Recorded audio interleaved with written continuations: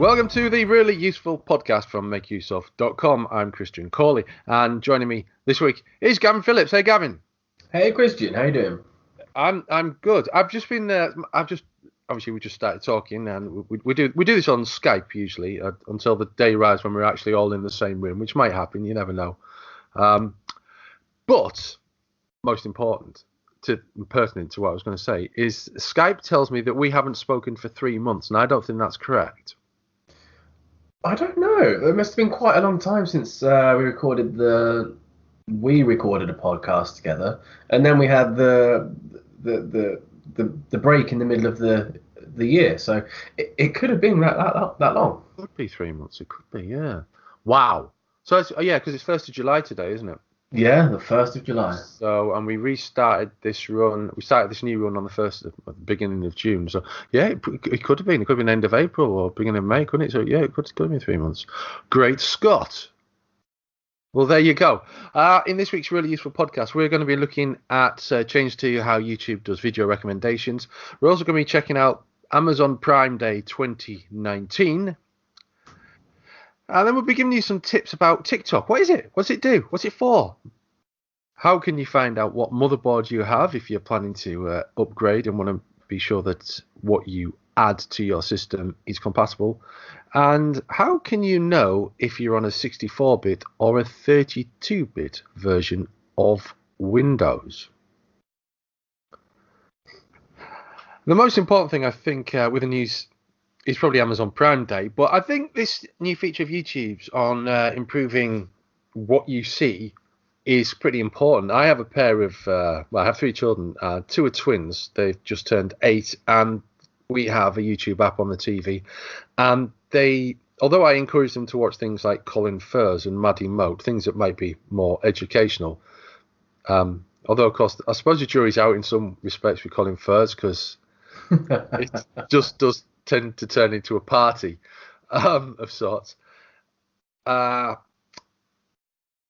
do kind of veer towards watching kind of trashy kid YouTubers, like stuff you don't want your timeline polluted with. Yeah, exactly. Yeah, because I use like my primary YouTube account is one that's on the TV, so I go on my phone or on my PC and I see YouTube recommendations, and it's all sort of Trinity and Beyond and other stuff. Or slime videos. God almighty, slime videos. Oh God, my girls like watching the LOL or LOL dolls. I don't know if you've encountered those, but they're like the unboxing videes. Yeah, and it's coming on one day and suddenly finding the entire timeline full of these videos. I was like, no, I have to put a stop to this, because the next thing is, of course, you're in a supermarket or whatever, and they see it on the shelf, and then you don't get any peace until it's in the car with you on the way home. So, and then your car's covered in sprinkles, which is it's awful. I'm glad it's not just me. The pain of parents worldwide, I'm sure.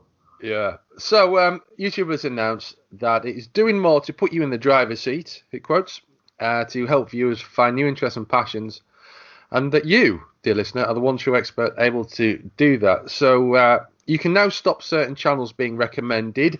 Booyah! And that's all I need to know from this piece of news, to be honest with you.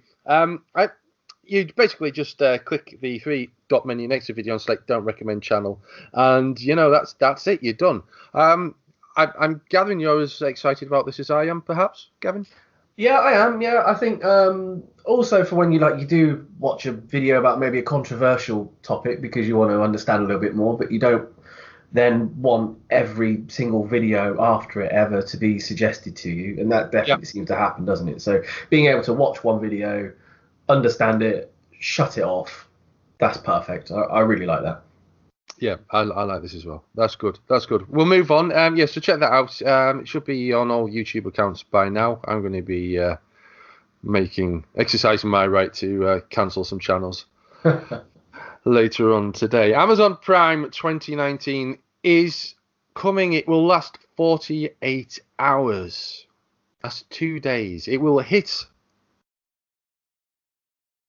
Well, what will it hit? It won't hit stores, will it? It will hit Amazon. It will hit your Amazon account on July the 15th and July the 16th, kicking off at 12 a.m. Pacific time on Monday, July the 15th, ending 11:59 Pacific time on July the 16th. Prime Day 2018 was a mere 36 hours. Prime Day 2019 will be open to Prime subscribers in the US, UK, Spain, Singapore, Netherlands, that's Holland to most of us, Mexico, Luxembourg, Japan, Italy, India, Germany, France, China, Canada, Belgium, Austria, Australia, and for the first time ever, the United Arab Emirates. I feel like I've repeated some countries there, but apparently I have not. Do you have Amazon Prime, Gavin? Yeah, absolutely. Yeah. I think the amount of savings you do make over if you do purchase stuff frequently is well worth it. And I don't have a Netflix account, but I do use Amazon Prime Video quite a lot, and I watch quite a lot of stuff on there. It is worth it for the TV alone, I think.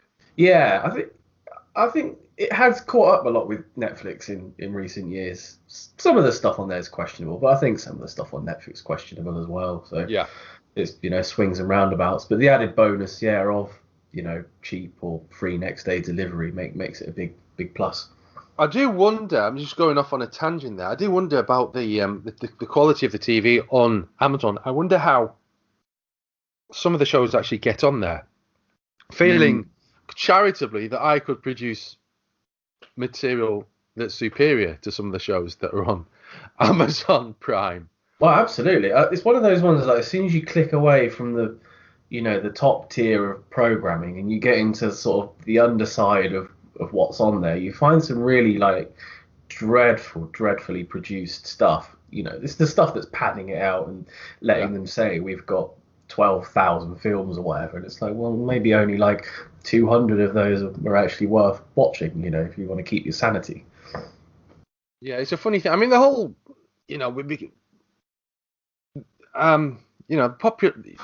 population split of demographics and what have you don't really fit particularly well into TV channels, because it's really about what's popular and systems of showing TV and what's popular and what have you. But it always amuses me that, in this age of just taking a step back, like back a generation to, digital TV and all these digital TV channels that we have, that really, it's a long way from the days of, 20 million plus in the UK, probably more in the US, watching the same channel at the same time. It simply doesn't happen anymore. And it always puts me in mind of another podcast that I work on.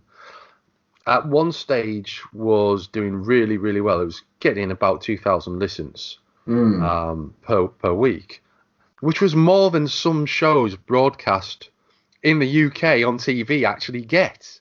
Wow. On on the satellite shows, channels like ITV3 and 4 and those types of channels. Yeah. So, and I think with Netflix and Amazon, obviously they don't get the massive views that big sporting events on TV get, but they are doing really, really well, and I think they I think it's worth everyone having them. But back to Amazon Prime. Have you ever got a good bargain on Amazon Prime Day?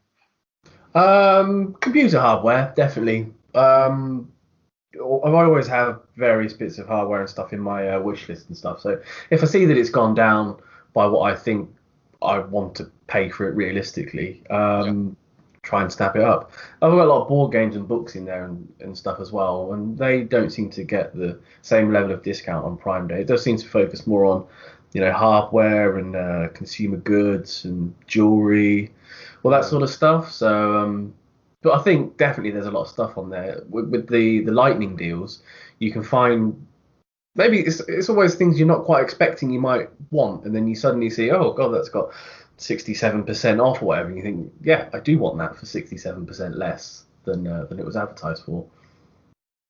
I always get suspicious about discounts of that size. Oh.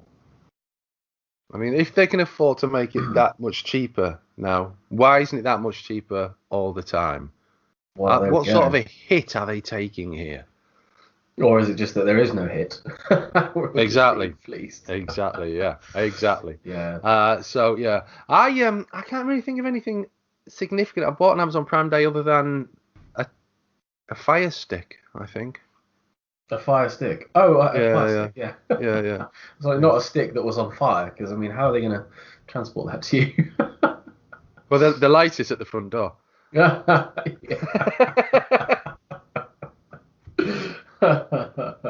So bargains are plenty to be had. But obviously, don't buy anything that you don't need. I would say just you know, spend money on what you need. Don't be blinded by bargains. There's also the camel. You can check the Amazon items price history and see if they haven't bumped the price up in the last week or two to make the discount on it seem way larger than it actually is. So it's always worth cross-referencing. Is that .com now? Camel. That is .com, yeah. Camel.com. You just copy and paste the Amazon item URL into the site, and it gives you a list of the recent price history. Yeah. I will give you the link for that in the show notes, along with everything else that we speak about in this week's really useful podcast. Now, by now, you should be aware that you can listen to the show on iTunes and Spotify and transistor.fm and pretty much anywhere that you pick up podcasts. If you know someone who would benefit from what we like to call the tech podcast for technophobes, someone who would benefit from having some basic appreciation of other possibly complicated things to do with technology and social media and productivity tips, give them a link, show them how to subscribe to a podcast, or point them towards YouTube, where we are also available to listen to. We're going to move on to some tips now. TikTok, how does it work and what on earth is it? I messed around with TikTok some time ago. I've lost it. I can't find it. I was looking for it earlier on. Shortly after it launched, and I was doing some kind of Yoda impersonation or something, as you do, It's basically a short video service of people dancing and prattling about, basically doing silly things, and they're quite popular videos. They get shared all over on Facebook and Twitter, what have you. They're basically short, amusing, or performative videos. I suppose that's the best way to put it, isn't it? I think so, yeah. I've not posted on it myself, I must say, but some of the videos on there are absolutely hilarious. It sort of picked up the slack when Vine died off, didn't it? It moved straight into that area, and Vine appeared really successful and popular at the time, so it was a shame that they killed it off. But it's good that something's picked up the slack there and giving people that short video creative bursting, because people can quite quickly build up little series of themed videos as well, can't they? Yeah.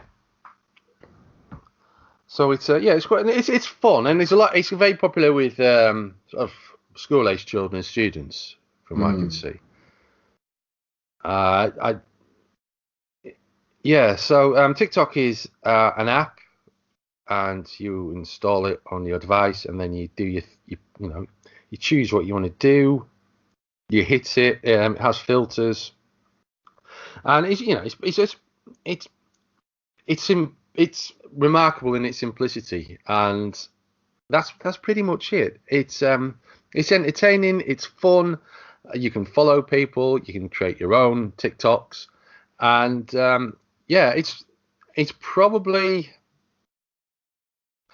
it's not the biggest, but I wouldn't be surprised if it was the fastest growing. It's certainly the hottest at the moment, social media app for kids. And, kids, there are kids who have Facebook accounts, there are kids who have Twitter accounts, but it does largely seem to be sort of Instagram, WhatsApp, Snapchat, and TikTok that kids are using these days. Yeah. One nice thing, I think, is the sort of challenges that people appear to put on there. So people respond to them, don't they? It's like a specific dance, and then you can record your own one and upload it and carry on the craze that way. Sort of like making memes out of different little challenges. Yeah, that's definitely fun. I obviously have two left toes, at the end of my legs. So that's how well I dance. So I won't be doing any of that, I can tell you. So yeah, that's TikTok. If you use TikTok, let us know how you get on with that. I'm sure it's is more suited to younger people.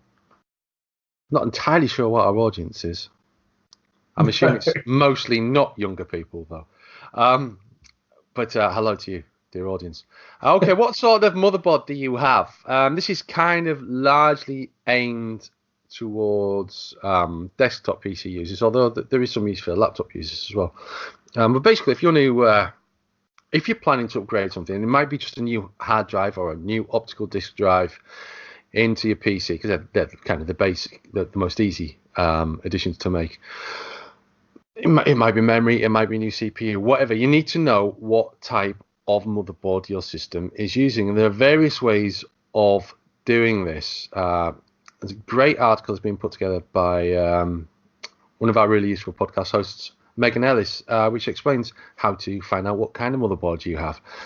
It's worth pointing out that there are some systems that seem to be unable to tell you what sort of motherboard you have. For instance, mine, I'm using, at the moment, I'm recording this on an Asus FX504, and if I use the built-in Windows method of finding out using the MS Info 32 software, it just won't tell me what motherboard I've got. It'll just tell me it's an Asus and that's it.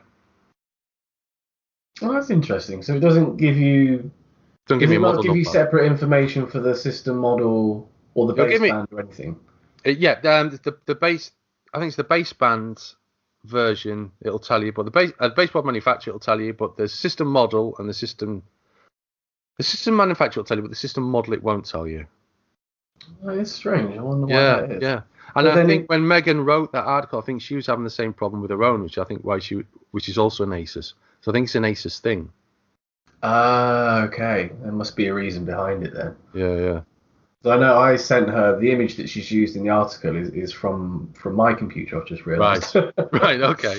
But then, so if you use one of the alternative methods, so my go-to is always CPU-Z, which is a great little piece of software, and it tells you not only about your motherboard, but the type of memory you have installed, about your CPU, and a bunch of other benchmarks that are really useful if you're looking to upgrade or just want to know more about what's going on in your computer. So that's CPU-Z. I haven't used that on this computer, so I can't tell you the answer to that. I would be surprised if it didn't work.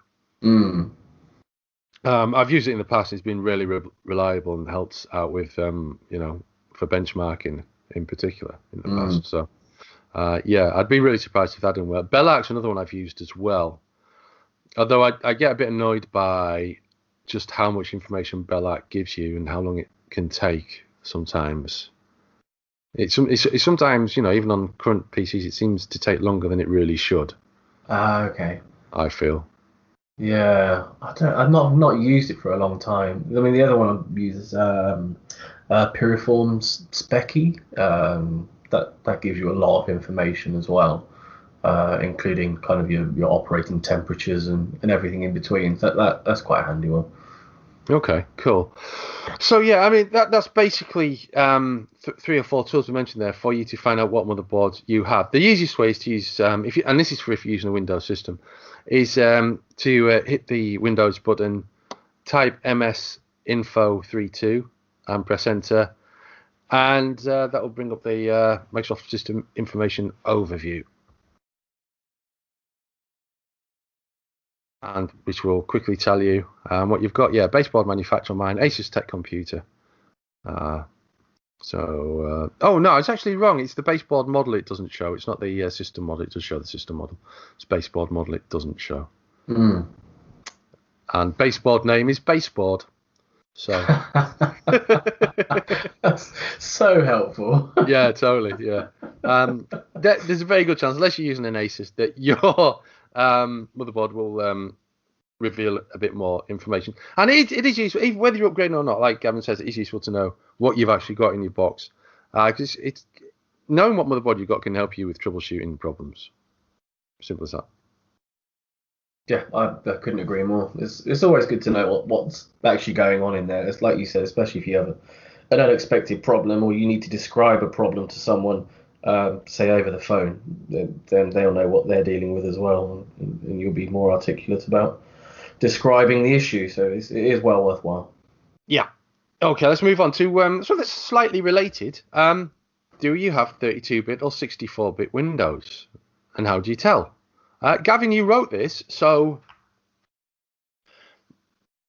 first of all, it's probably worth having a quick overview of why we have 32-bit and 64-bit. Well, the easiest way to look at it, I think, is just in a 64-bit processor can perform faster calculations, and therefore it can handle more data, which makes your computing experience faster. In conjunction with it being faster, a 64-bit processor can also use more memory. That's your RAM. So a 32-bit processor is limited to 4 gigabytes of RAM, whereas a 64-bit processor you can go up and up and up and up. So it has many more memory locations. So if you have more RAM with a faster processor, you're gonna have a better computing experience. As so many programs now are getting a lot more resource heavy. For instance, if you've used Google Chrome, is a notorious RAM hog. If you ever open your task manager on your computer, you might notice that if you've got more than a few tabs open, it appears to be using several gigabytes of RAM, and that definitely does happen. So if you have more RAM, programs like Chrome aren't stealing so much of the system resources, and you're able to run more programs concurrently. So it is well worthwhile. Absolutely. Which is, and I think like smartphones and tablets, even the Raspberry Pi, they run 64-bit systems now.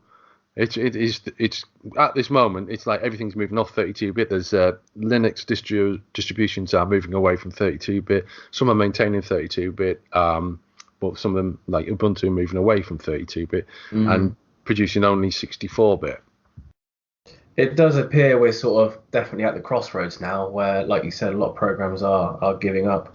I know I use VirtualBox quite a lot, and they've got 2 pathways now. So the old version 5 pathway, you can still use 32-bit software, but the newer version 6 and onwards, only handles 64-bit virtual machines. So we're definitely splitting into 2 distinct pathways of computing. Yeah. So how do you tell the difference between how do you tell what version of Windows you're using, Gavin? Well, the easiest way on a Windows, so I'm using Windows 10. I would press the Windows key and X to open what's sometimes referred to as the power menu. And on the power menu, you have an option for System. A new window opens, and you can scroll down to the device specifications, and it'll be there. And check for your system type. And under system type, it will tell you whether you have a 64-bit operating system and a 64-bit processor. And that's probably the easiest way, really. There's another quick, easy way. Using the command prompt, you can type command in your start menu search bar, right-click the best match and select Run as Administrator, and then input the command set and then pro, that's just PRO, and press enter. And again, that will show you a lot of information about whether you are running a 64-bit system or not. Yes, 2 very quick and easy methods. Excellent. Useful stuff. Useful tips there. That kind of brings us to the end of our tippage. Tippage? That's a new word. This week's really useful podcast. Although, before we proceed, I think it's probably best to pick up on a conversation that I had last time out with James. And we were talking about the Bitcoin rally, which seems to have eased off over the last few days, Gavin. Yeah, so it definitely rocketed, didn't it? We touched about $14,000 in the end. I think that was the case. There was always going to be a significant pullback, which was expected. There are a lot of people speculating that this was going to be it. This is going to be up to $100,000 or something similar. I do think it's going to continue rising, but there needs to be another sideways period of accumulation now before perhaps another push up to beating its all-time high of $20,000 ish. Yeah. Are you thinking of getting in? Well, what I'm already slightly in. I don't know if probably briefly worth saying during the last time this happened, I bought £100 worth of Litecoin. A few weeks later, I swapped one of the 50s, which was worth a bit more. It was worth about 100 into Ethereum. So I had about 200, and between the two of them, it was about 270, 275, and then obviously everything crashed, and I ended up with, at its lowest about 6 months ago, about £56. So now everything, as everything went over 100 the other day, I killed. I think I'd combined everything into Ethereum at some point, and then last week I combined everything into Bitcoin. Sensible. So yeah, it's it's probably worth about £5 more than it was when I combined it. Yeah, I think it. So yeah, I think going forward, Bitcoin is always going to be it's like it's like a storage of value rather than a currency. People want to use it as a currency, and it can be used as a currency, absolutely. But it definitely is more like digital gold than spending $1. It holds the wealth more than it has value as a currency. That's my opinion on it anyway. As ever, this is not investing advice. Please do your own research, because the cryptocurrency markets are extremely volatile. So you are on your own. Absolutely. So you can find out a bit more about the crypto kind of side of things with Gavin and his other team at blocksdecoded.com. So there'll be a link for that in the show notes, as last time, and they've got their own podcast as well. So you can listen if you like Gavin's voice. You can listen to him as much as you like. Come along. So that is the end of this week's really useful podcast, the Tech Podcast for Technophobes. Thanks to Gavin Phillips for joining me. I'm Christian Cawley, and you can find out more about what we're doing at makeuseof.com. Until next time, it's goodbye from us.